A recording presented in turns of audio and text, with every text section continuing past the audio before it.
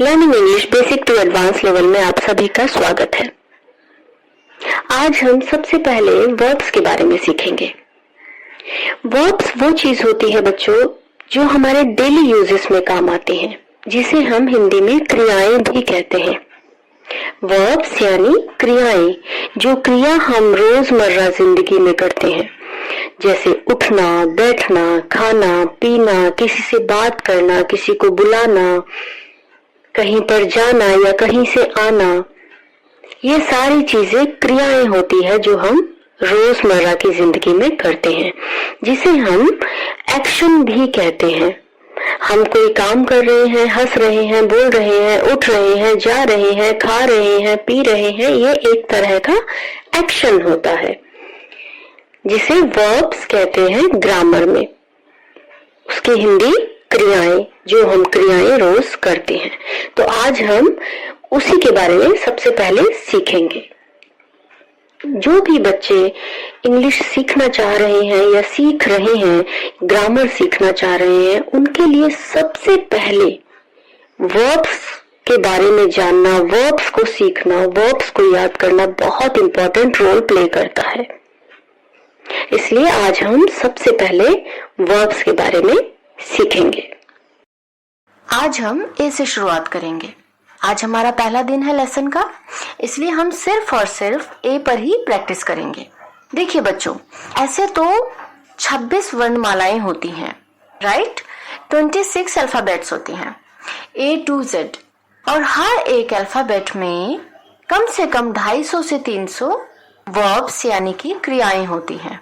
और अगर हर एक अल्फाबेट को जोड़ा जाए तो 250-300 के हिसाब से 26 वर्णमालाएं में 26 अल्फाबेट्स में कम से कम 7 से 8 हजार वर्ब्स होंगी, यानी कि क्रियाएं। ये तो मैंने आपको बच्चों बहुत ही कम वर्ब्स बताई हैं, बहुत ही रेयर जो डेली यूजेस में यूज होते हैं, 7 से 8 हजार, जैसे go, come, eat, sleep, leave, mistake, meet, lose, make, read, send, sell. ये जितने भी नॉर्मल वर्ड्स हैं जो हमारे डेली यूजेस में आते हैं, बहुत ही रेयर और बहुत ही नॉर्मल वर्ड्स हैं। ये सिर्फ 7 से 8 हजार 26 अल्फाबेट्स के सिर्फ 7 से 8 हजार ये नॉर्मल वे में है। और अगर आप ऑक्सफोर्ड डिक्शनरी उठा के देखेंगे तो कम से कम 3 से 3.5-4 लाख तक वर्ड्स होते हैं। लेकिन हमें अभी वहां तक नहीं सोचना है। अभी शुरुआती पड़ाव में हमें बेसिक से ही शुरुआत करनी है। बेसिक में सिर्फ जो 7 से 8 हजार 26 वर्णमालाएं में आते हैं, बेसिक डेली यूजेस के, वही वर्ब्स हमें सिर्फ याद करने हैं। इसीलिए मैंने एक अलग अलग सेक्शन बनाए हैं। फर्स्ट ए, फिर बी, फिर सी, फिर डी, ऐसे ही A to Z तक आपको याद करना है। और यह बहुत ही आसानी से याद हो जाएगा अगर आप एक एक सेक्शन में याद करने की, प्रैक्टिस करने की कोशिश करेंगे। अगर आप एक साथ सब याद करने की कोशिश करेंगे, एक साथ सब लिख लेंगे, तो आपको नहीं याद होगा।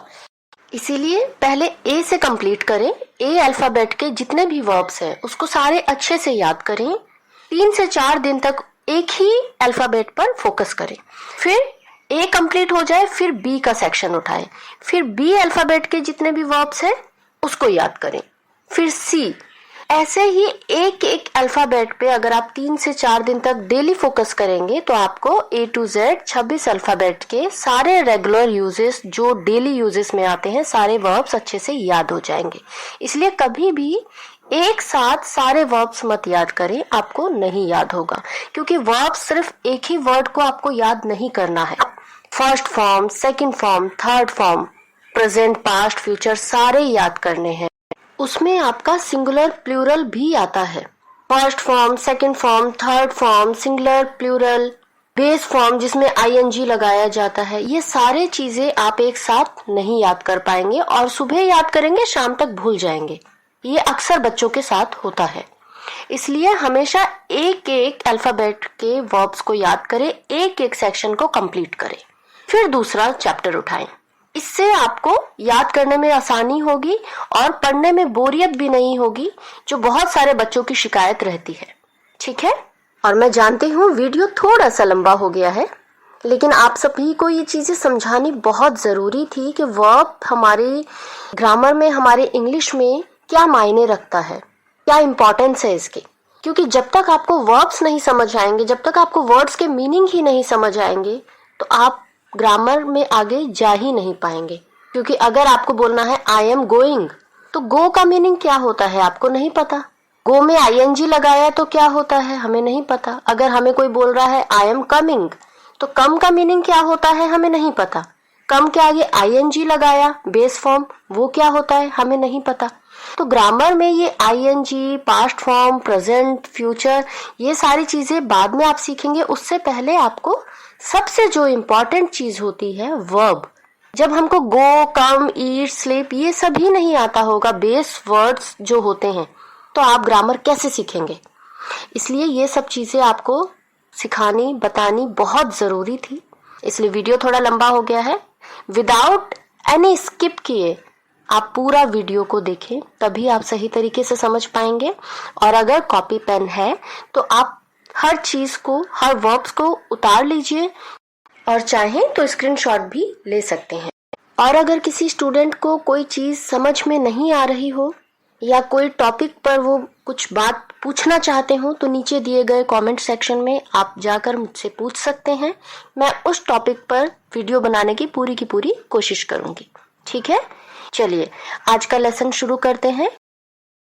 अबाइड, अबोड, अबोड, अबाइडेड, पालन करना, singular abides, I N G form abiding, abduct, abducted, abducted, अपहरण, abducts, abducting, abandon, abandoned, abandoned, त्याग करना या छोड़ देना, abandons, abandoning, abate, abated, abated, रोकथाम करना, abates, abating, abort, aborted, aborted, गर्भपात होना या गर्भपात करना, aborts, aborting, accelerate, accelerated, accelerated, गति बढ़ाना, of a vehicle, accelerates, accelerating, accept, accepted, accepted,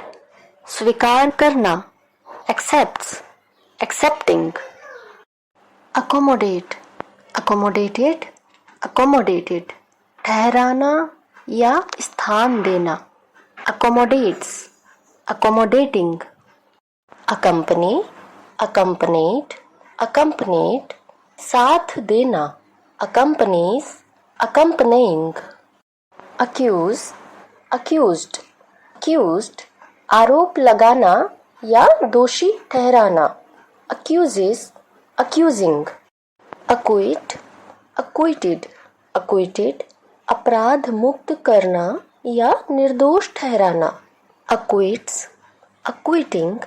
अच्छा बच्चों, यहाँ पे acquitting में डबल टी भी आता है और टी सिंगल टी भी आता है।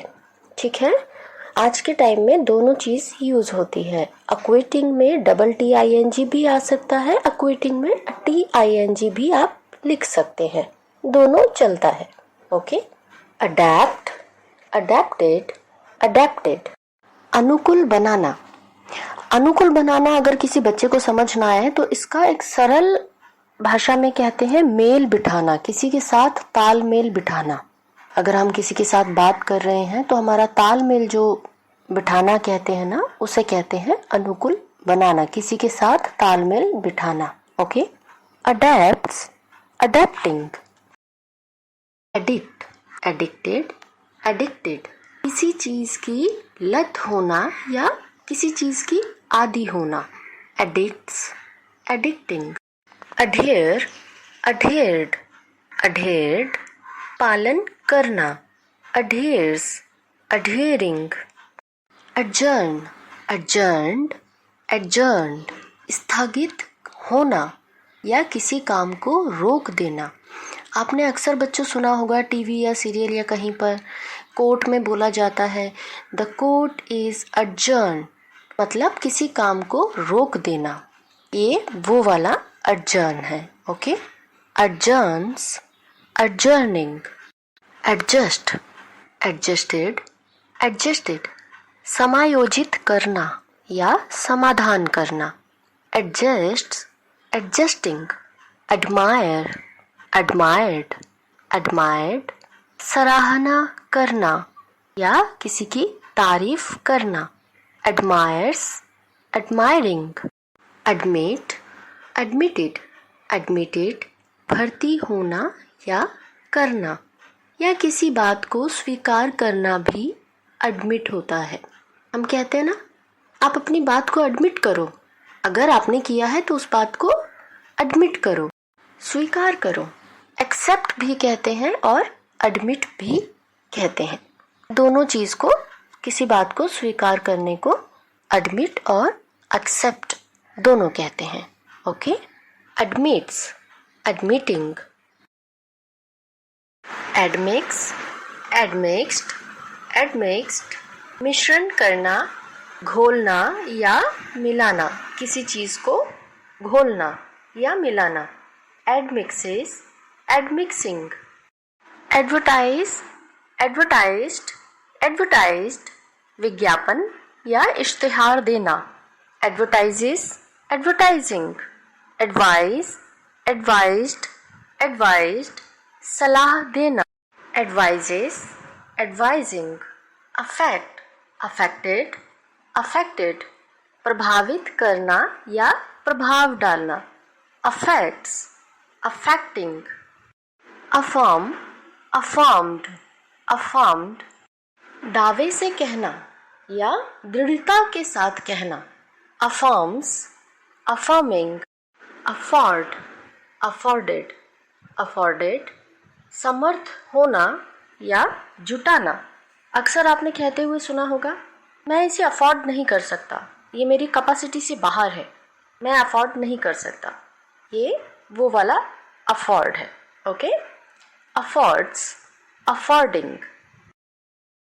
अग्री, अग्रीड, अग्रीड, सहमत होना, किसी की बात से सहमत होना। Agrees, agreeing. Aim, aimed, aimed, लक्ष्य होना या किसी चीज का इरादा रखना। अक्सर आपने बोलते हुए सुना होगा, एम, तुम्हारा एम क्या है, तुम्हारा गोल क्या है, टारगेट क्या है। ये वही एम है, aim. Okay, aims, aiming. Allow, allowed, allowed, अनुमति देना या किसी चीज की आज्ञा देना। Allows, allowing. Amaze, amazed, amazed, अचंभे में डालना या चौंका देना। Amazes, amazing, amuse, amused, amused, मनोरंजन करना या मन बहलाना। Amuses, amusing. Analyse, analysed, analysed, विश्लेषण करना। Analyses, analysing. अच्छा बच्चों, यहाँ पर एक चीज मैं आपको क्लियर करना चाहूंगी। एनालिसिस में SES और SIS दोनों आता है, जैसे कि ANALYSES और ANALYSIS, ये दोनों एनालिसिस ही होते हैं। उदाहरण के तौर पे मैं आपको स्क्रीन पर दिखा रही हूँ। NALY के साथ SIS लगाने से ये सिंगुलर फॉर्म बन जाता है और वहीं पर ANALY के साथ SES लगाने से ये प्लूरल फॉर्म बन जाता है। Analysis is a noun.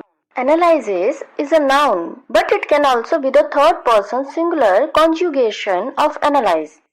Analysis is more commonly used than analyzes. ज्यादातर लोग SIS वाला यूज करते हैं, SES कम यूज करते हैं, जबकि SES is not as common as analysis. ये आपको अभी चैप्टर नहीं समझ में आएगा, मैंने उदाहरण के तौर पे आपको ये दिया है एक एग्जाम्पल, आप इसको अपने दिमाग में रखें। इस चैप्टर पे हम दोबारा से डिस्कशन करेंगे और मैं इसके लिए एक अलग से वीडियो बनाकर अपलोड करूंगी।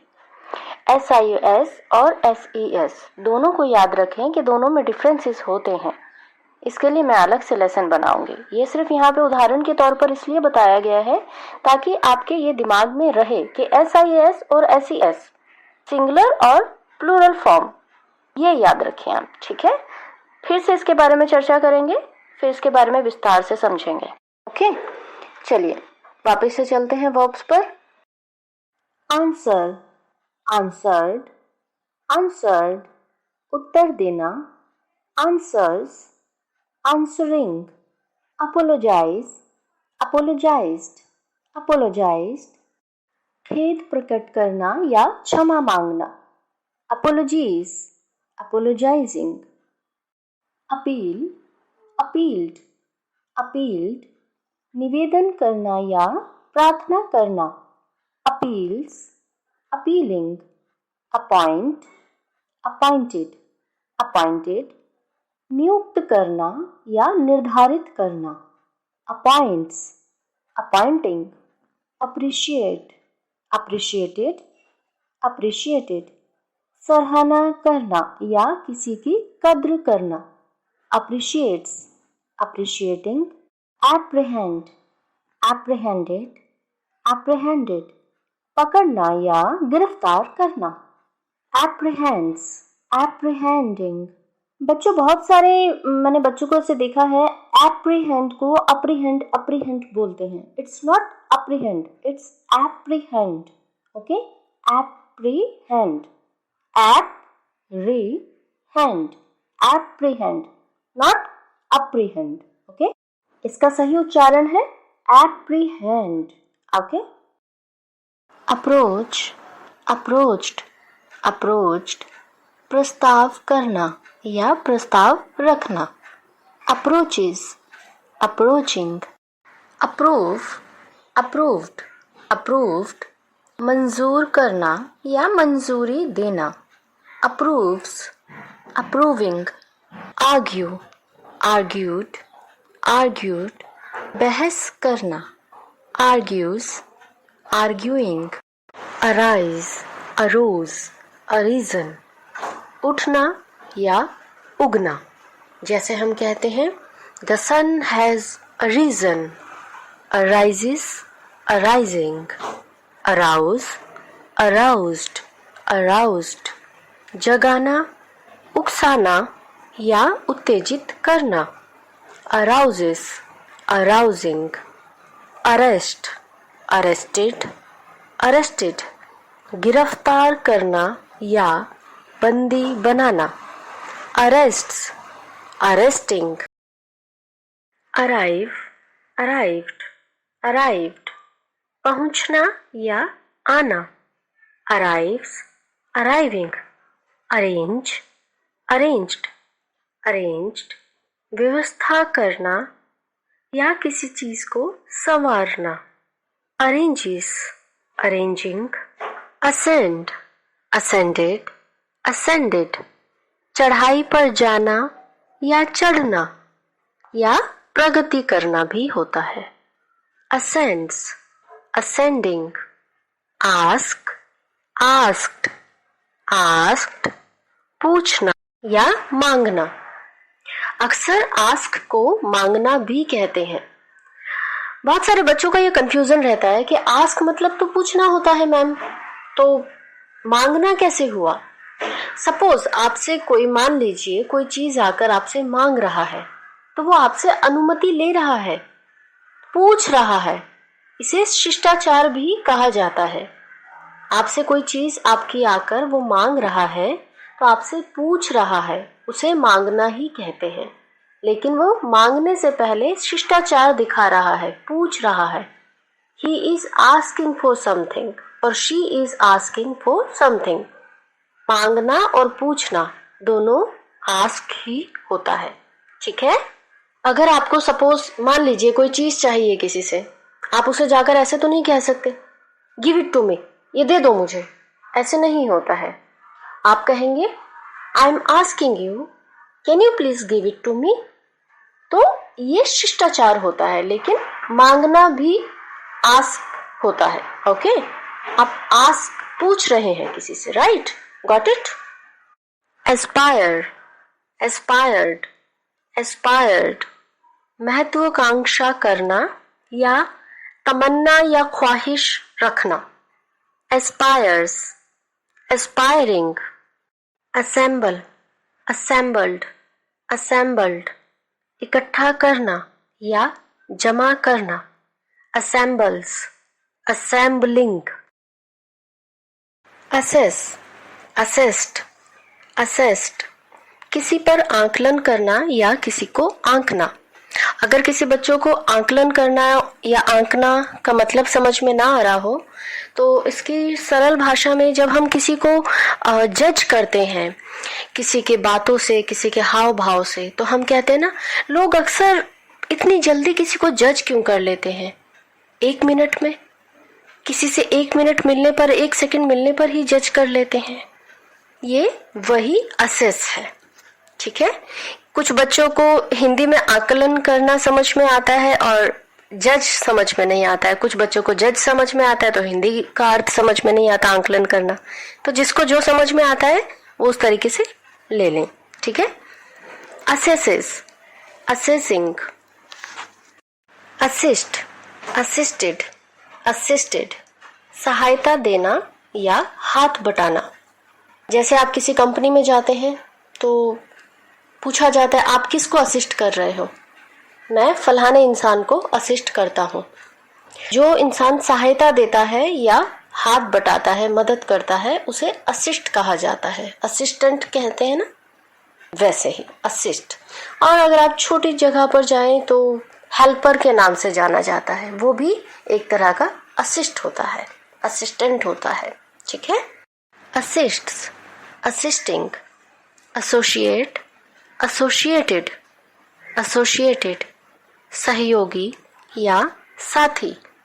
Associates, associating. Astonish, astonished, astonished चकित करना या चौंकाना या फिर अचंभे में डालना। अक्सर आपने सुना होगा लोग कहते हैं ना, oh you shocked me. Astonish भी वही है, अचंभे में डालना, चौंका देना। अक्सर ये प्रोफेशनल लोग ये शब्द का इस्तेमाल करते हैं, एस्टोनिश। हम लोग बोलते हैं यू शॉक्ड मी, और प्रोफेशनल जो लोग होते हैं बोलते हैं यू एस्टोनिश्ड मी। ओके, ये वही एस्टोनिश है। एस्टोनिशेस, एस्टोनिशिंग। अटैच, अटैच्ड, अटैच्ड संलग्न करना या जोड़ना या लगाना। Attaches, attaching.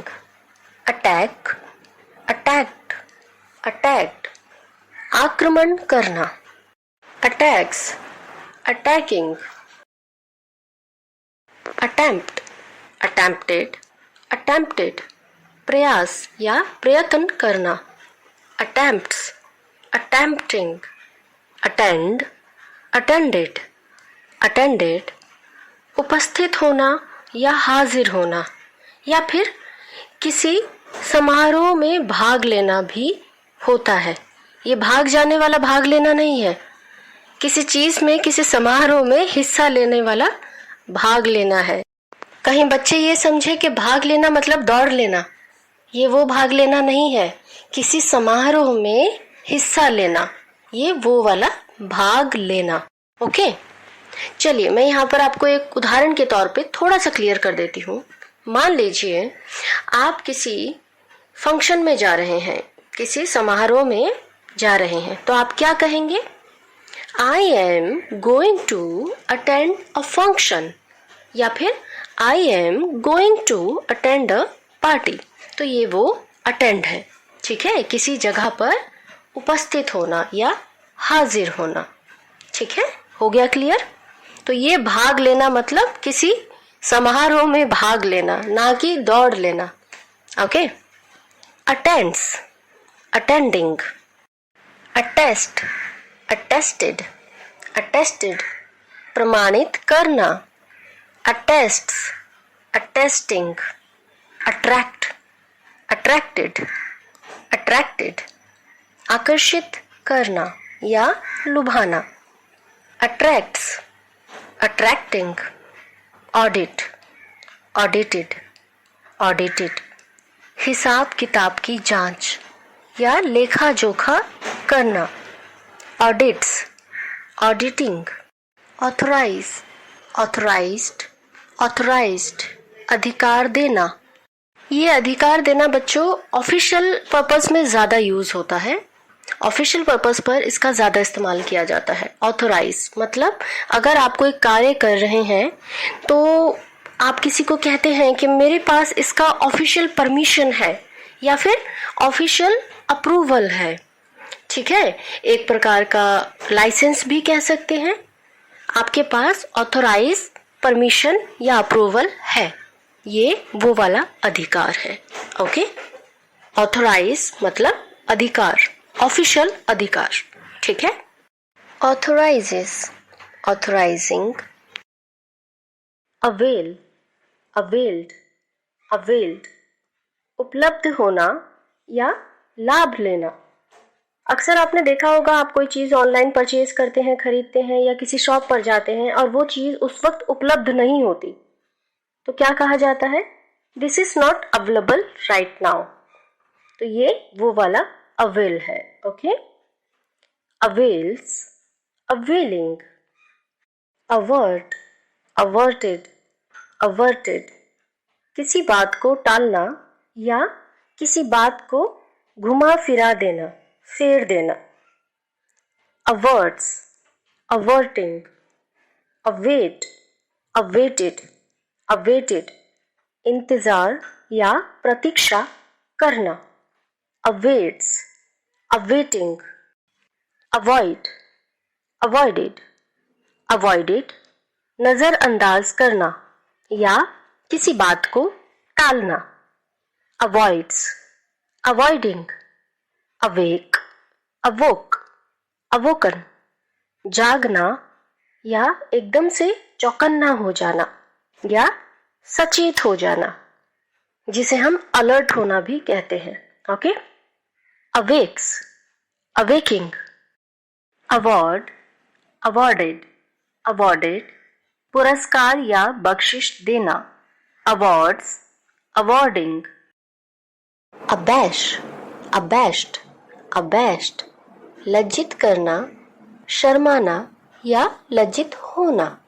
अबैशिश, अबैशिंग, absorb, absorbed, absorbed, सोखना या सोख लेना, किसी चीज को सोख लेना।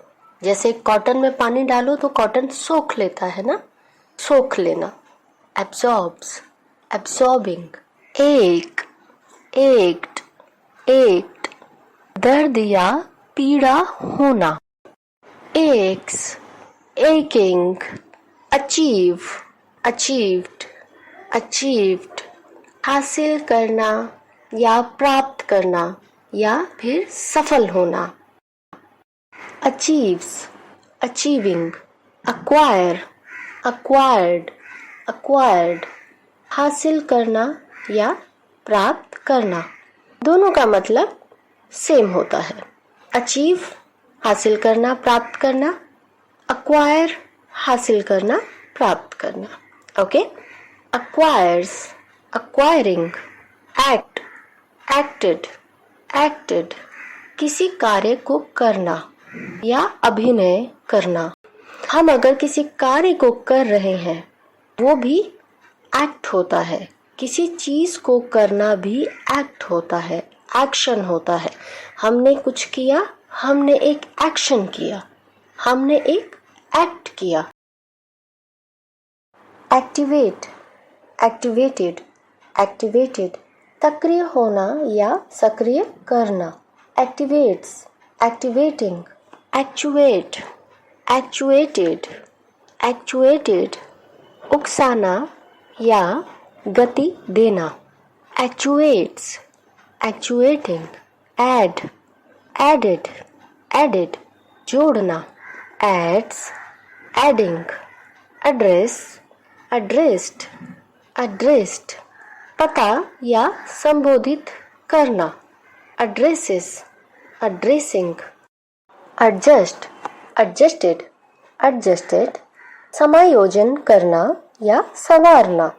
एडजस्ट्स, एडजस्टिंग, admire, admired, admired, प्रशंसा करना या सराहना करना, admires, admiring. alert, alerted, alerted, चेतावनी देना या खतरे की सूचना देना, alerts, alerting, alight, alighted, alighted, प्रज्वलित करना, उतरना या नीचे आना, alights, alighting, animate, animated, animated, चेतना करना या जीवित करना, animates, animating, announce, announced, announced, घोषणा करना या सूचना देना, announces, announcing, annoy, annoyed, annoyed, झुंझला देना या गुस्सा दिलाना। अक्सर आपने कहते हुए सुना होगा She is annoying, वह झुंझला देती है, मतलब इरिटेट कर देती है। annoy और irritate दोनों सिमिलर वर्ड है, ओके? झुंझला देना या गुस्सा दिलाना। annoys, annoying, appear, appeared, appeared, दिखना या उपस्थित होना या किसी के जैसा लगना, appears, appearing. applaud, applauded, applauded, सराहना करना या प्रशंसा करना, applauds, applauding, apply, applied, applied, लागू करना या आवेदन करना या फिर प्रार्थना पत्र भेजना, applies, applying, assert, asserted, asserted, दावा करना या जोर देना, asserts, asserting, assort, assorted, assorted, छांटना या मिल जाना या फिर समान हो जाना, assorts, assorting, assume, assumed, assumed, मानना या कल्पना करना या फिर धारणा बनाना, assumes, assuming, attain, attained, attained, हासिल करना या प्राप्त करना, attains, attaining. थैंक यू बच्चों, आज का लेसन कंप्लीट हुआ। ए अल्फ़ाबेट के जितने भी वर्ब्स थे मैंने लगभग सारे ही कैप्चर करने की कोशिश की है इस वीडियो में। मिलते हैं नेक्स्ट लेसन में। अगर आप चैनल पर नए हैं तो चैनल को सब्सक्राइब कर दीजिए और बेल आइकन को दबाना ना भूलें ताकि मैं जब भी कोई नया लेसन अपलोड करूं आपको नोटिफिकेशन मिल जाए। चलिए बाय बाय, मिलते हैं। जय माता दी।